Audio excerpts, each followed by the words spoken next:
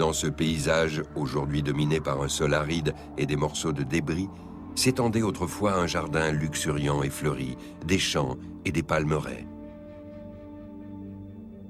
Des documents anciens indiquent qu'un bras de l'Euphrate et de nombreux canaux traversaient Uruk, ce qui en faisait une véritable oasis.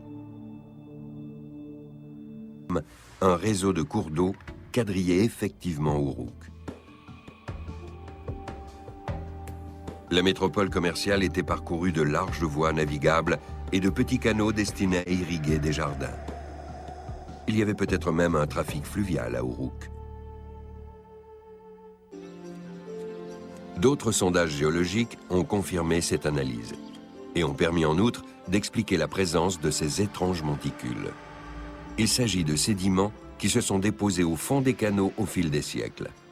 Leur dureté leur a permis de mieux résister à l'érosion, contrairement au sol arable.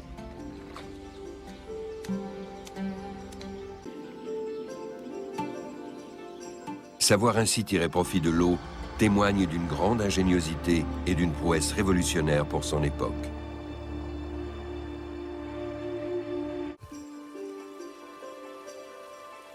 La cité possédait au moins une porte d'eau permettant d'accéder à ces trois ports. Pour faire venir des marchandises, il fallait passer par ce goulet bien surveillé.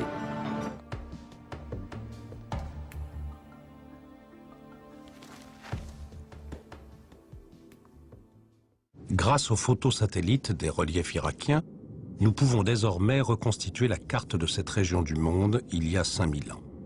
Nippur, Uruk, Ur et Girsu, principales villes de la civilisation sumérienne, s'étaient donc établies dans un paysage totalement différent. À cette époque, la confluence du Tigre et de l'Euphrate était située plus au nord.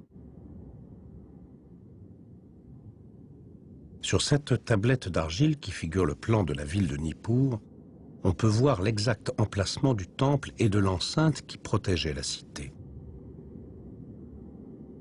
À l'ouest de la muraille coulait l'Euphrate dont une partie du cours avait été détournée pour alimenter la ville.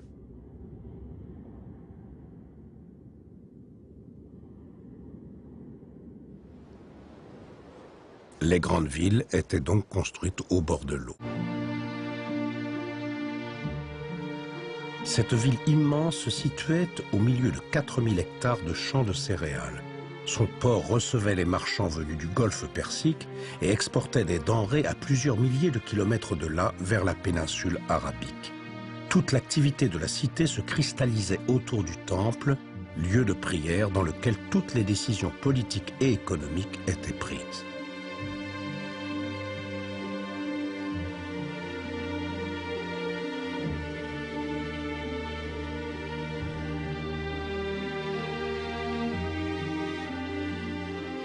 Derrière une muraille haute de 8 mètres, les maisons s'amoncelaient en un ensemble hétéroclite.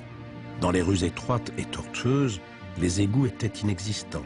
Les ordures brûlaient au pied des façades quand elles n'étaient pas simplement étalées sur la chaussée. Les bâtiments à 3 étages côtoyaient les édifices à un seul niveau. Aucune habitation n'était alignée sur sa voisine. Outre les portes basses et quelques trous d'aération, les façades ne comportaient pratiquement pas d'ouverture. Les habitants d'Ur se protégeaient ainsi de la chaleur et des nuées de poussière.